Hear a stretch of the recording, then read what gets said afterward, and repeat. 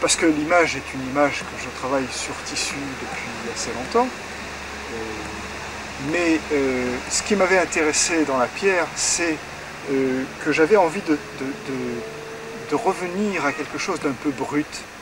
Le tissu étant quelque chose de très culturel, disons. Hein. Donc, j'ai toujours été séduit par ce qui existe chez nous, c'est-à-dire les murs de pierre comme ça entassés, qui sont généralement faits pour retenir la terre sans présence même de ciment, simplement ce qu'on appelle chez nous les barres, les planches.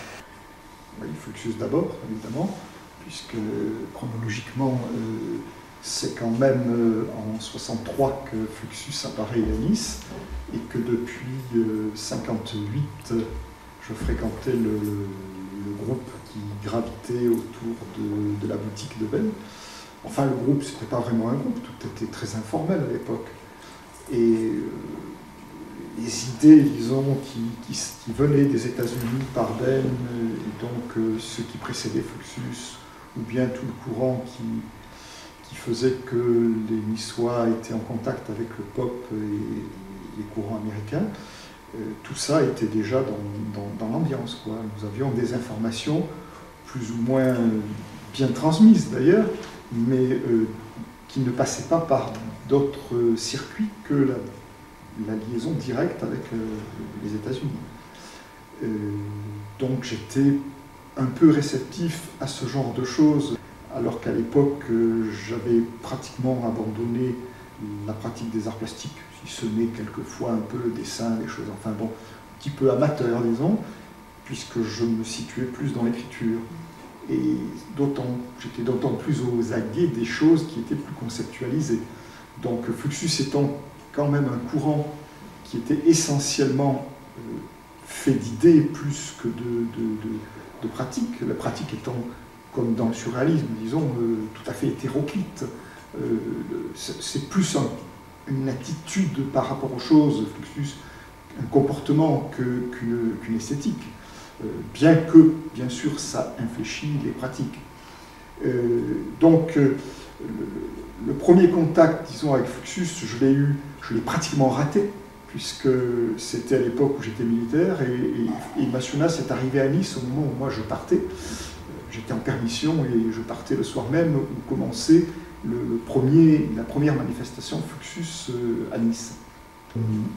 Donc voilà, ça c'était le premier contact un peu raté, bien que j'ai participé pratiquement au préambule, disons.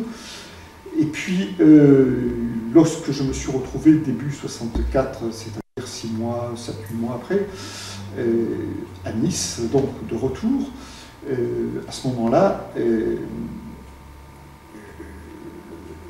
l'idée de Fluxus était déjà plus claire. Enfin, Fluxus existait en tant que nom, alors qu'avant 63, c'était des notions éparses.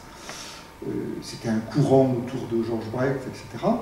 Il se trouve que fin 64, début 65, je pense, Georges Brecht et Filiou sont venus s'installer à Villefranche, et à ce moment-là, j'ai rencontré Georges, et je l'ai rencontré d'ailleurs la première fois pour l'interviewer avec un magnétophone pour la revue Identité. C'était notre première rencontre et notre première conversation, ce qui était un peu brutal, quoi, disons. Je crois que Fluxus, c'est le contraire de l'instituteur. C'est la méditation plus que la distribution du savoir. Hein. C'est quand même une réflexion sur l'art, de toute façon, puisque tous ces gens-là étaient quand même des gens qui se positionnaient d'une manière ou d'une autre dans une démarche artistique, qui soit musicien, plasticien, écrivain, enfin tout ça. La particularité, c'est qu'ils prenaient la chose globalement. C'est-à-dire, donc, où est la limite, puisqu'on ne réfléchit plus sur une discipline, mais sur la transmission d'un comportement et d'une façon de vivre les choses. Et de là aussi l'implication technique de ce que je fais n'est pas forcément de la peinture, n'est pas forcément de l'écriture, n'est pas forcément de la musique, c'est quelque chose qui peut se situer sur les marges de l'un et de l'autre.